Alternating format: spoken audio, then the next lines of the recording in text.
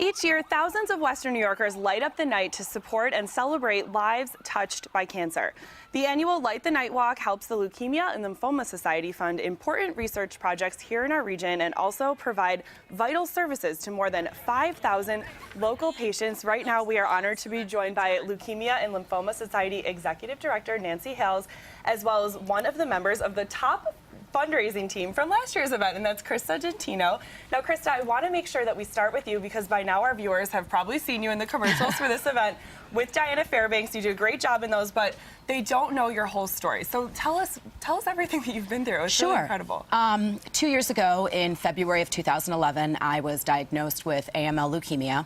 I was 32 years old at the time, and I was also 32 weeks pregnant with my first child.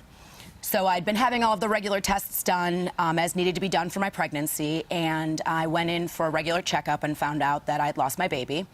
So I had to... at 32 years old and 32 weeks pregnant. And at 27 and a half weeks, I had all of my gestational diabetes tests done, and all that was wrong with me was my iron was a little off.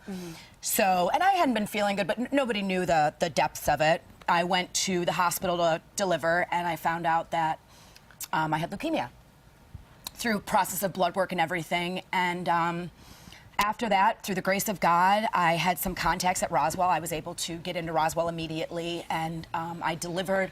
My son, Anthony, was born at about 4 a.m., and I started chemo at about noon, about 8 hours later. On the same day?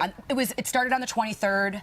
Anthony was born at 4 a.m. on the 24th, and I started chemo on the 24th, and I had 7 days of excruciating chemotherapy. They blasted me. That's what they called it. They blasted my body completely because I was at that temperamental stage that I could go or I could make it. They weren't sure. They even said to my parents, we don't know if the chemo is going to work.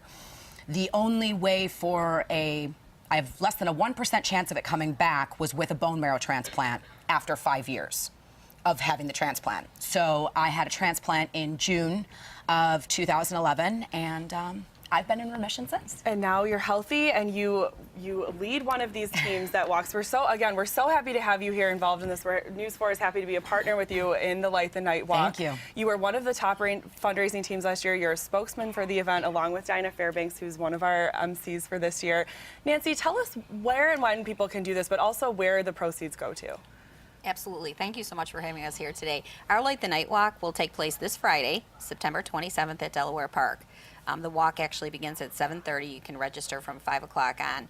It's a wonderful community event. We can always use more walkers. There's still room and there's still time, but it's an amazing night where all kinds of patients come together and celebrate and commemorate their lives, and it's very inspirational and moving, and the Western New York community, as always, has been wonderful for us. And Krista, as someone that's been through so much when it comes to these types of cancers and diseases, what does it mean for you to be part of this? I mean, it seems like, looking at the video here, these are from different Light the Night Walks all across the country, but it must be an empowering experience. You know, the Leukemia and Lymphoma Society has given me a platform to tell my story and to be okay and accept this new aspect of my life. And it is a new aspect of my life because there's absolutely nothing right down to my hair on my head that is the same as it was before I got sick. And so this walk, I had never done it before last year, and it is one of the most amazing things I've ever done in my entire life. There's illuminated balloons for, you know, there's a